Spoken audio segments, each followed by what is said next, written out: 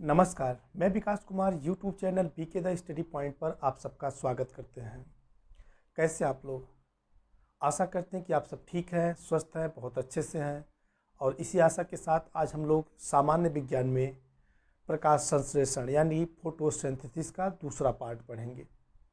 पहले भाग में हम लोगों ने सीखा था कि प्रकाश संश्लेषण क्रिया किसे कहा जाता है। और आप जानते हैं कि प्रकाश संश्लेषण क्रिया दो फेज में संपन्न होती है। पहले फेज को कहा जाता है प्रकाश आश्रित प्रावस्था, दूसरे को कहा जाता है प्रकाश अनाश्रित प्रावस्था। इंग्लिश में पहले वाले पार्ट को पहले वाला जो फेज होता है उसको कहा जाता है लाइट डिपेंडेंट फेज, दूसरा होता है लाइट इंडिपेंडेंट फेज। तो पहले वीडियो में हम लोगों ने लाइट डिपेंडेंट फेज को पढ़ा है और आज हम लोग पढ़ेंगे लाइट इंडिपेंडेंट फेज। और साथ साथ में जो केल्विन बेंसन चक्र है इसको भी पढ़ेंगे। और दोनों जो अभिक्रिया होती है लाइट और डार्क, दोनों को हम लोग कंपेयर करेंगे। तो इसके पहले जो पहला वाला पार्ट हम लोगों ने पढ़ा है, थोड़ा सा चल के उसको हम रिकैप कर लेते हैं। रिकैप करने से क्या होता है, स्थितियाँ थोड़ा अस्पष्ट हो जाती है, जो कुछ बातें हम बताना चाहते हैं वो ज़्यादा स्पष्ट होता है। तो चलिए हम लोग समझते हैं कि प्रकाश संश्लेषण क्रिया क्या होता है। पहले वाली वीडियो का थोड़ा सा रिकैप देखते हैं।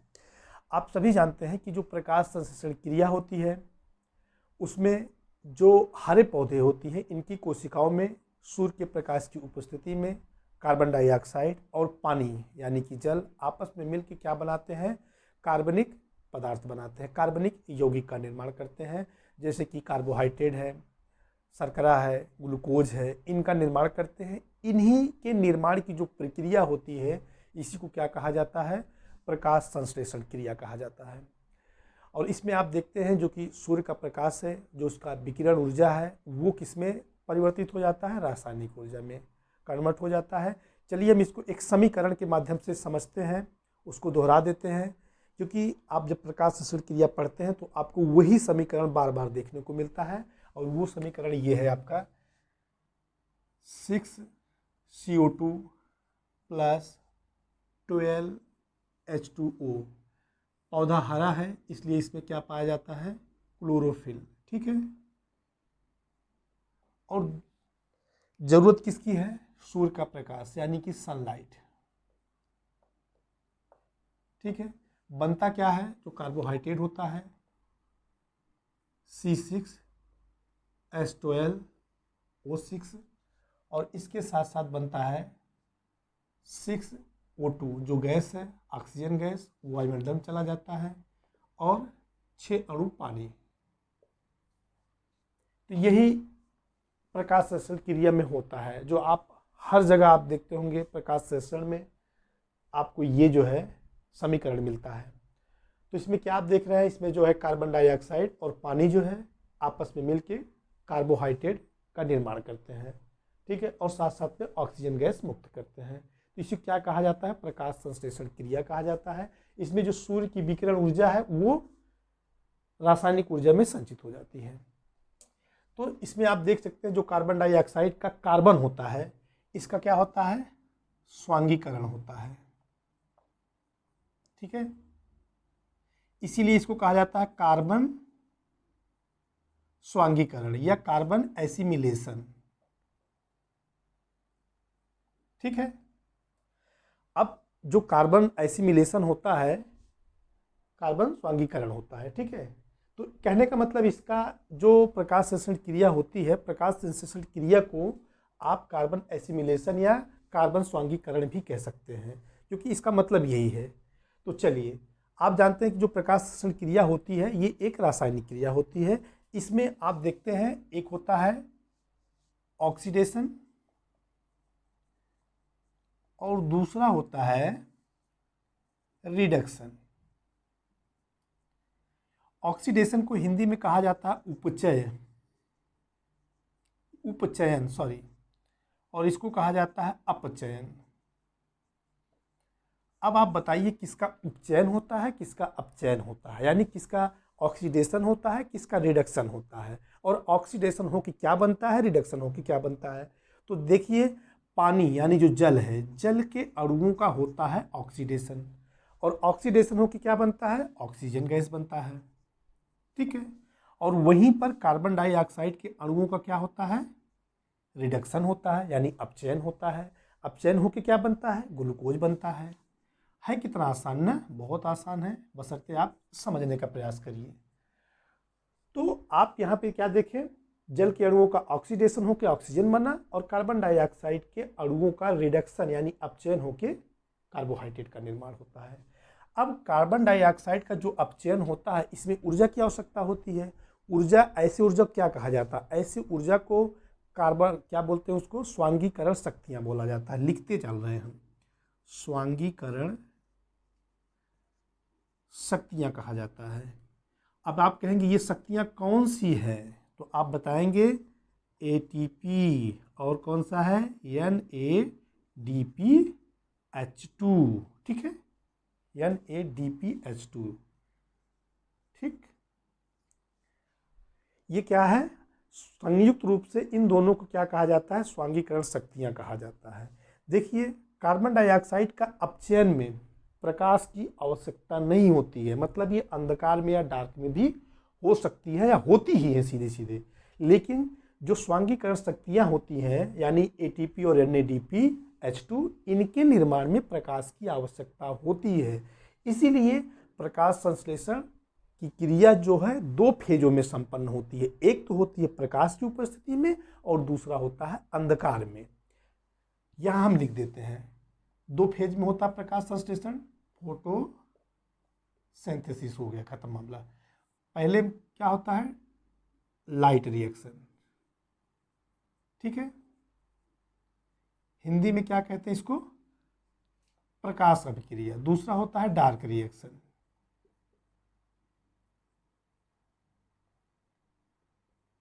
आज हमको यही पढ़ना है, डार्क।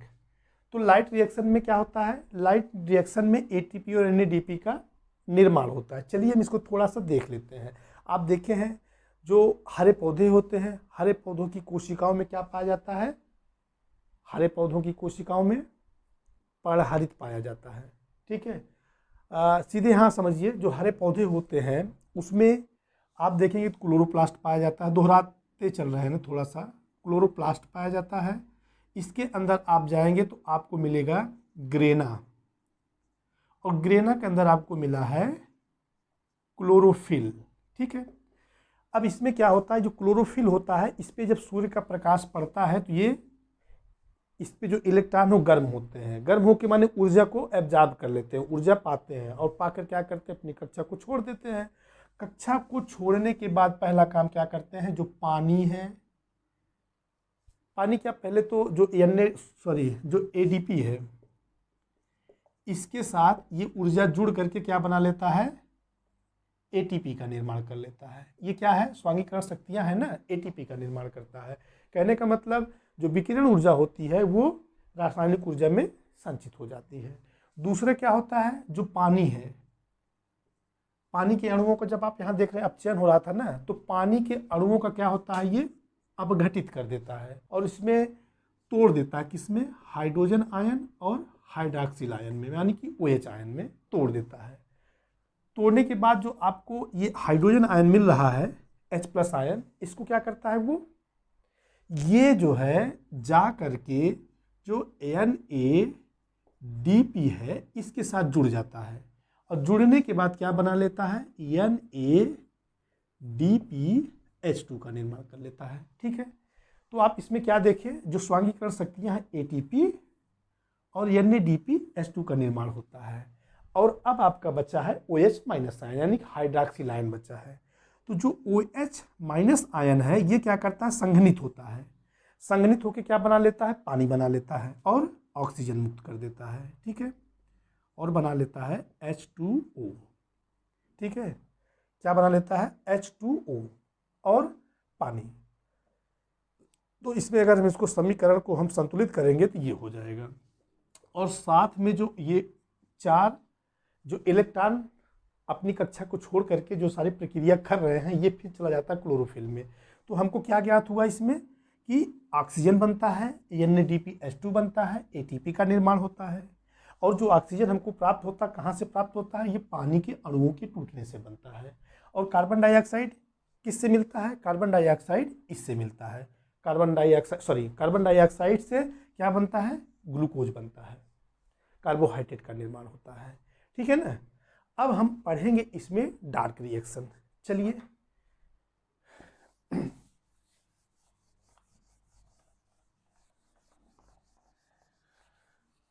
डार्क रिएक्शन यानी कि प्रकाशहीन अभिक्रिया। क्या पढ़ेंगे इसमें हम लोग? प्रकाशहीन अभिक्रिया यानी कि दूसरा फेज होता है जिसमें कि लाइट की आवश्यकता नहीं होती, इसीलिए इसे कहा जाता है लाइट इंडिपेंडेंट फेज या प्रकाश निराश्रित प्रक्रिया। तो जो प्रकाश निराश्रित अभिक्रिया है इसमें प्रकाश की आवश्यकता नहीं होती है, फिर भी ये प्रकाश की उपस्थिति में क्रिया होती है, इसीलिए इसको कहा जाता है प्रकाश स्वतंत्र अभिक्रिया यानी कि लाइट इंडिपेंडेंट रिएक्शन। क्या बोलते हैं? Light independent reaction. और इसके अलावा इसको रासायनिक प्रकाशहीन अभिक्रिया भी कहा जाता है, केमिकल डार्क रिएक्शन बोला जाता है। तो ये तीनों चीज़ याद कर लीजिएगा, एक प्रकाश मतलब light independent phase, light independent reaction और केमिकल डार्क रिएक्शन, इन तीनों नाम याद कर लीजिए, या डार्क रिएक्शन, 4 नाम इसका है। इसमें सीधी सीधी बात समझिए, इसमें प्रकाश की आवश्यकता नहीं होती है, हालांकि प्रकाश की उपस्थिति में भी ये रिएक्शन हो सकता है। ये होता कहाँ पे है?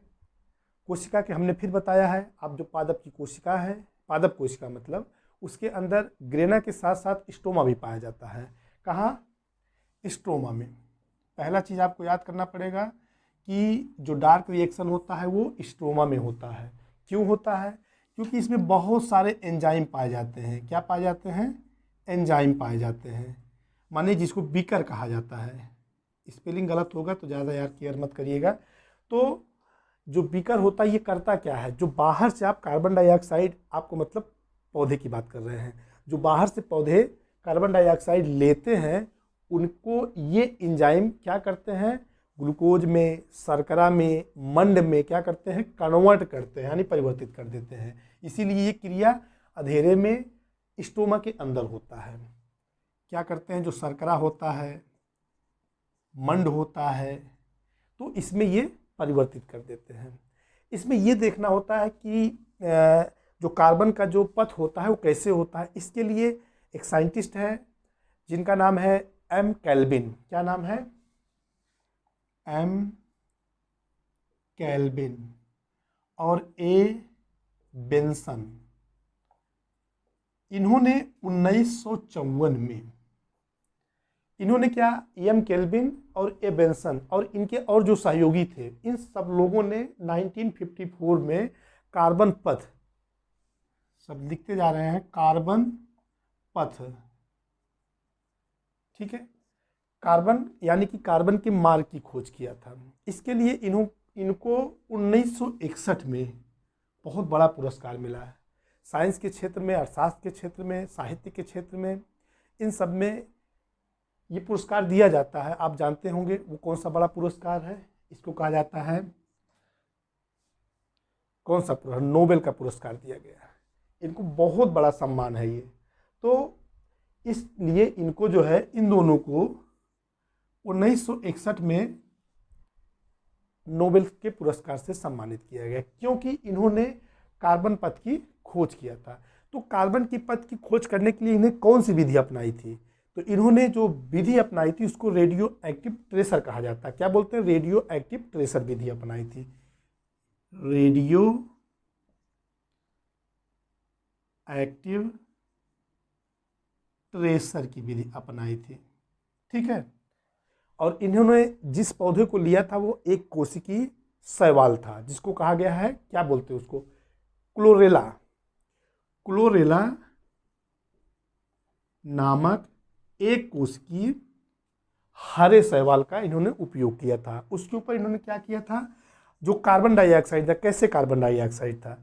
जो कार्बन डाइऑक्साइड था, आप जानते हैं कि कोई भी तत्व है, चाहे ऑक्सीजन हो, कार्बन हो, क्लोरीन हो, मैग्नीशियम हो, कुछ भी है, उसका परमाणु क्रमांक और परमाणु भार होता है। परमाणु भार में क्या होता है? उसका जो इलेक्ट्रॉन और प्रोटॉन की संख्या का योग जो होता है वही परमाणु भार होता है। तो उन्होंने इस प्रकार के कार्बन डाइऑक्साइड को लिया जिनका परमाणु भार, मतलब जिनके कार्बन का परमाणु भार 14 था। कहने का मतलब 14 परमाणु भार वाले कार्बन के कार्बन डाइऑक्साइड का इन्होंने उपयोग किया और इसके ऊपर जो रेडियो एक्टिव है, रेडियोधर्मी कार्बन डाइऑक्साइड, तो क्या हुआ, इनमें प्रवाहित किया गया, डाला गया, तो देखा गया कि किन किन मतलब जो कार्बन परमाणु, देखा गया कि रेडियोधर्मी कार्बन डाइऑक्साइड देने से यह स्पष्ट हो जाता है कि जो सी परमाणु यानी कार्बन परमाणु अवशोषित होकर किन किन कार्बनिक यौगिकों में ये पहुंचता है। यही बात इन्होंने इस पे स्पष्ट किया। चलिए अब हम लोग देखते हैं kelvin Benson cycle. Kelvin Benson cycle 3 चरणों में संपन्न होता है। पहले चरण को कार्बोक्सिलीकरण यानी कि कार्बोक्सिलेशन कहा जाता है, दूसरे को अपचयन रिडक्शन कहा जाता है और तीसरे को पुनरुत्पादन यानी कि रिजनरेशन कहा जाता है। इन तीनों में केल्विन बेंसन चक्र संपन्न हो जाता है।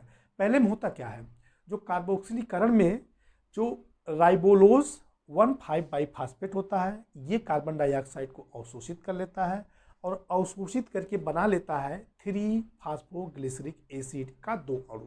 कितना, 3 फास्फोग्लिसरिक एसिड के 2 अणुओं का निर्माण कर लेता है और फिर ये अगले चरण में प्रवेश करता है। अगला चरण क्या है, हमने बताया था रिडक्शन है यानी कि अपचयन है। अपचयन में क्या होता है, जो 3 फास्फोग्लिसरिक एसिड है इसका रिडक्शन होता है और बनता है 3 फास्फोग्लिसरल्डिहाइड बनता है। क्या बनता है, 3 फास्फोग्लिसरल्डिहाइड और फिर इनका अगला चरण प्रारंभ होता है जिसको कहा जाता है पुनरुत्पादन।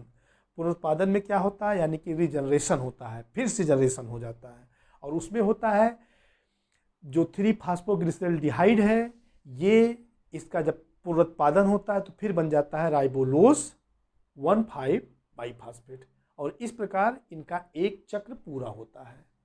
यानी कि एक चक्र में अंत में आप देखेंगे कि इसमें जो कार्बन डाइऑक्साइड है कैसे जो है प्रकाश संश्लेषण क्रिया संपन्न होती है। चलिए अब इसको हम लिख के यहाँ बता दे रहे हैं, केल्विन बेंसन साइकिल। तो कितने चरणों में संपन्न होता है, 3 चरणों में संपन्न होता है। पहले को क्या कहा गया है, पहले को कहा गया है कार्बोक्सिलेशन या कार्बोक्सिलीकरण, कार्बोक्सिलीकरण।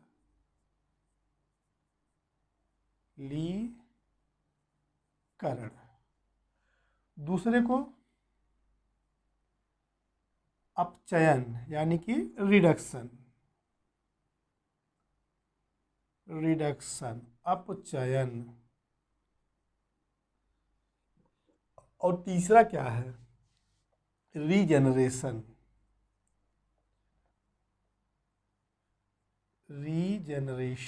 या पुनरुत्पादन। ठीक है, अब इसमें क्या होता है, कार्बोक्सिलीकरण में क्या होता है, कार्बोक्सिलीकरण में जो राइबोलोज है, देखिए राइबोलोज, ठीक है, रिबोलोज बोलो चाहे राइबोलोज बोलो, 1,5 बाइफास्फेट, ये क्या करता है, कार्बन डाइऑक्साइड को अवशोषित कर लेता है और अवशोषित करके क्या बना लेता है, अवशोषित करके बना लेता है 3 फास्फोग्लिसरिक एसिड, 3 फास्फोग्लिसरिक एसिड का निर्माण कर लेता है।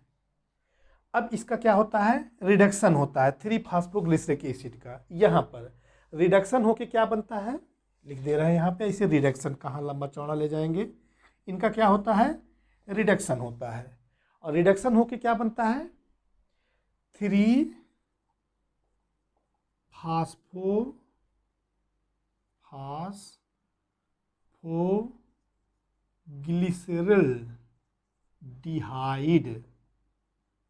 ग्लिसरल्डिहाइड का निर्माण होता है और फिर इस फास्फोग्लिसरल्डिहाइड जो होता है, यहाँ पर देखिए जो ये 3 फास्फोग्लिसरिक एसिड बनता है, 2 अणु बनता है, ठीक है, और फिर इस फास्फोग्लिसरिक एसिड का क्या होता है, रिडक्शन होता है, अपचयन होता है। दूसरा चरण में इसका अपचयन होता है, अपचयन हो करके बनता है 3 फास्फोग्लिसरल्डिहाइड और फिर इस 3-फॉस्फोग्लिसरॉल्डिहाइड का क्या होता है, रीजनरेशन होता है इनका। फिर रीजनरेशन होके क्या होता है, इसका रीजनरेशन होता है। रीजनरेशन होके फिर बनता है राइबोलोज 1,5-बाइफॉस्फेट का निर्माण होता है, यानी कि पूरा एक चक्र तैयार हो जाता है। शुरुआत कहाँ से होता है, कार्बोक्सिलीकरण से होता है, और समाप्ति कहाँ होता है, फिर आके यहीं पे कार्बोक्सिलीकरण के पास हो जाता है, यानी पुनरुत्पादन में। शुरुआत किसका बनना होता है, राइबोलोज 1,5-बाइफॉस्फेट क्या होता है, कार्बन डाइऑक्साइड को अवशोषित करके बना लेता है 3-फॉस्फोग्लिसरिक एसिड के 2 अणु का निर्माण करता है। फिर ये जो 3-फॉस्फोग्लिसरिक एसिड के 2 अणु हैं, इनका रिडक्शन होता है, इनका अपचयन होता है, और अपचयन होकर बना लेता है 3-फॉस्फोग्लिसरॉल्डिहाइड, और पुनः अगले चरण में प्रवेश करता है जो होता है पुनरुत्पादन। इसमें फिर इसका पुनरुत्पादन होता है और फिर वही बन जाता है, पुनः क्या बन जाता है, राइबोलोज 1,5-बाइफॉस्फेट। तो इस प्रकार ये केल्विन बेल्सन चक्र संपन्न होता है। इसमें अब सीधी से जान लीजिए क्या क्या होता है। अब यहाँ पे हम जो आपका काफ़ी देर तक ऊपर रखे हुए हैं, मिटा के थोड़ा सा आपका हम पूरी प्रक्रिया को समझा देते हैं। हाँ, तो इसमें आप समझिए, एक केल्विन चक्र में एक कार्बन परमाणु का अपचयन होता है। कितना, जो एक केल्विन चक्र हमने आप बताया, जो तीनों चरण हैं, उन चरण में केवल एक कार्बन डाइऑक्साइड के जो अणु है, एक कार्बन डाइऑक्साइड के अणुओं का क्या होता है, अपचयन होता है। इसलिए 6 कार्बन डाइऑक्साइड हमने बताया है, 6 अणु है कार्बन डाइऑक्साइड का, इसलिए इनको संपन्न होने में 6 चरण की आवश्यकता होती है। ठीक है, 6 चरण मतलब 6 केल्विन चक्र की आवश्यकता होती है। अब इसको हम आपको समझा दें कि जो डार्क रिएक्शन होता है उसमें होता क्या क्या है। तो जैसे आपका है 6CO2 है, ठीक है, 6CO2 है, साथ में आप देखिए इसमें 18 ATP ऊर्जा की आवश्यकता होती है, और 12 NADPH2 की आवश्यकता होती है। बनता क्या है, ग्लूकोज बनता है, ठीक है, पानी भी बनता है, और जो 18 ATP है ये बन जाता है 18 ADP में, ठीक है, और साथ में इसकी जो ऊर्जा है ये निकल आती है ना, और ये जो आपका दिखाई पड़ा 12 NADPH2 है, तो ये क्या हो जाता है, 12 NADP में कन्वर्ट हो जाता है।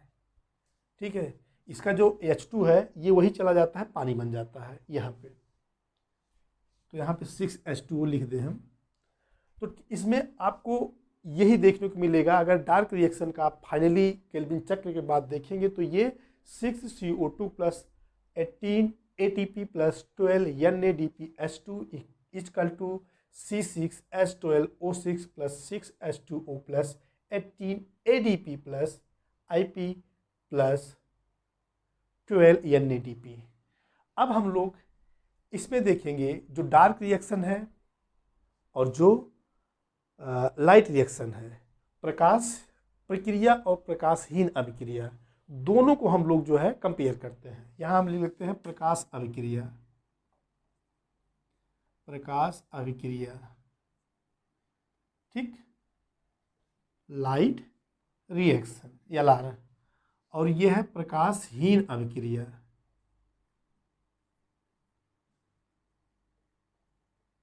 इसको कहा जाता है डार्क रिएक्शन। ठीक है, इसमें हम लोग कंपेयर कर लेते हैं। कंपेयर में क्या करेंगे, कंपेयर में पहली बात हम देखेंगे ऊर्जा का स्रोत क्या है। जो ऊर्जा का स्रोत है वो क्या है, अब आप तो बता ही सकते हैं ऊर्जा का स्रोत। प्रकाश में प्रकाश की आवश्यकता होती है, यानी कि सनलाइट की आवश्यकता होती है। ठीक है, इसका ऊर्जा का स्रोत सनलाइट है, और इसका ऊर्जा का प्रकाशहीन में किसका उपयोग किया गया, आप अभी यहाँ पे देखे हैं ATP का, NADPH2 का। तो इसका जो ऊर्जा का स्रोत होता है ATP होता है, अथवा NADPH2 का।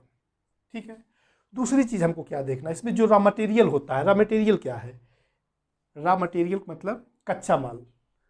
तो इसमें जो कच्चा माल होता है प्रकाश अपक्रिया में, लाइट रिएक्शन में, उसमें होता पानी होता है, ADP होता है, NADP क्या होता है, जल होता है, यानी कि H2O, NADP, ठीक है, और ADP, ये कच्चा मटेरियल है। और इसमें क्या होता है, कच्चा मटेरियल कार्बन डाइऑक्साइड होता है, और कार्बन डाइऑक्साइड NADPH2 और ATP। कारण ये है कि इसी से तो इसकी अब क्रिया संपन्न हो पाएगी। रॉ मटेरियल के बाद क्या है, रॉ मटेरियल के बाद इसका हम प्रोसेस जानते हैं। प्रोसेस में क्या होता है, इसमें जो जल के अणुओं का ऑक्सीकृत होता है और इसमें कार्बन डाइऑक्साइड के अणुओं का अपचयन होता है, यानी कि रिडक्शन होता है। ये क्या है, इसका प्रक्रिया, प्रोसेस समझ लीजिए। कुछ बहुत ज़्यादा नहीं, आपने पढ़ा होगा ना, सनलाइट की अवस्था में ही तो इसका H2O टूटता था। तो इसमें क्या होता है, पानी का ऑक्सीकृत होता है, जल का ऑक्सीकृत होता है, इसमें कार्बन डाइऑक्साइड का रिडक्शन होता है, यानी कि अपचयन होता है। ये प्रक्रिया है। अब इसमें जो प्रोडक्ट होता है, प्रोडक्ट क्या पढ़े थे आप, मिटा तो दिए हैं, नहीं तो प्रोडक्ट में आप देखे होंगे जब जल के अणुओं को तोड़ा जाता है, तोड़ के OH और H आयन में टूट जाता है, तो H+ आयन क्या करता था, NADPH2 का निर्माण करता था, और क्या बनाता था ये, और क्या करता था, और साथ में ऑक्सीजन का निर्माण होता था। इसमें जो प्रोडक्ट है वो बनता है NADPH2, इसमें NADPH2 ये प्रोडक्ट हो गया, और ATP भी बनता था ना, क्योंकि प्रकाश ऊर्जा में क्या होता था, सूर्य की प्रकाश की किरणें क्लोरोफिल की इलेक्ट्रॉन को उत्तेजित करके अपनी कक्षा को छोड़ करके जो ADP है ATP में कन्वर्ट कर देता था। तो ये क्या है, इसका प्रोडक्ट है। और इसमें जो प्रोडक्ट होता है प्रकाशीय अभिक्रिया में, वो क्या है, कार्बोहाइड्रेट का निर्माण होता है। इसमें C6H12O6। सिंपल बातें हैं। अगर उन दोनों वीडियो को आप समझ जाएंगे, जो इसके पहले भी हमने आपको समझाया है, तो ये अपने आप बता देंगे क्या क्या डिफरेंस है दोनों में। इसमें बाई प्रोडक्ट क्या बनता है, बाई प्रोडक्ट माने उपोत्पाद, मतलब समझिए क्या होता है, इसमें ऑक्सीजन बनता है, क्योंकि जल के अणुओं से ही ऑक्सीजन बनता है। जल का अणु जो टूटता है प्रकाश की उपस्थिति में टूटता है। और इसमें बाई प्रोडक्ट में क्या बनता है, इसमें बाई प्रोडक्ट में NADP और ADP बनता है। इंक लगभग खत्म हो गया है। जो कि ये ADP और NADP यहाँ रॉ मटेरियल में आता है, प्रकाश अभिक्रिया में रॉ मटेरियल में इसका यूज किया जाता है। फिर से वही प्रक्रिया आ जाता है। और जो क्रिया कहाँ संपन्न होती है आप जानते हैं, ये क्रिया प्रकाश अभिक्रिया, लाइट रिएक्शन, ये क्लोरोफिल में संपन्न होती है। यानी क्लोरोफिल के बात हम कहें तो ये ग्रेना में संपन्न होती है, और वहीं पर ये क्रिया स्ट्रोमा में संपन्न होती है। कहाँ पे संपन्न होती है, ग्रेना में। इंक भी खत्म हो गया और वीडियो भी समाप्त हो गया। स्ट्रोमा में संपन्न होती है। तो इतने बात इसमें समझना है। दोनों कंपेयर अगर करेंगे आप, तो हमें लगता है कि आप दोनों को कंपेयर कर लेंगे। बस इतना ही। ये वीडियो आपको कैसे लगा आप कमेंट करके बताएं। और जिन लोगों ने अभी तक हमारे चैनल को सब्सक्राइब नहीं किया है, वो सब्सक्राइब, शेयर और लाइक करना ना भूलें। धन्यवाद।